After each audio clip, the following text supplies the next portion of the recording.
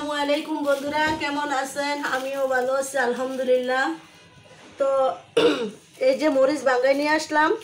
মরিচ 4 কেজি কিনে তারপরে একদম বটু মটু ফেলাই একদম স্বাদে শুকিয়ে একদম মুচমুচে করে বাঙ্গাইতে গেলাম।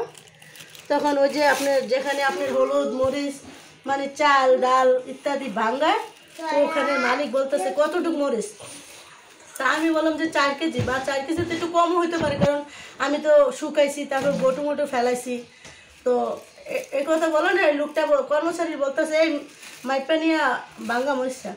ওই কর্মচারী পিছিয়ে থেকে মাপছে, মাইপা বলতেছে 3 কেজি। তো আমি ওখানে একদম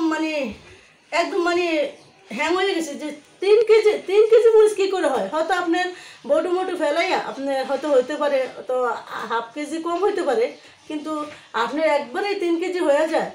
তো আমি ওনারা জিজ্ঞেস করছি, মালিক বলে আমি কি জানি, এরকম একটা রাগ দেখায় বলছে। তো আমরা কোথাও যে আমরা যাইয়া নিজেদের মতন একটা ফ্রেশ মাল বাঙ্গাই আনবো বা ন্যায্য মাল যে এতটুকু আছে এতটুকু পেলাম, ওরকম আমরা কোথাও পাই না। তো আপনারা কমেন্ট করবেন যে আমার কি 4 কেজি মরিচের থেকে কি 3 কেজি আসা পড়বে বটু মোটু বেচে, এত 1 কেজি কমে যাবে? তা আপনারা কমেন্ট করুন বন্ধুরা। আসসালামু আলাইকুম।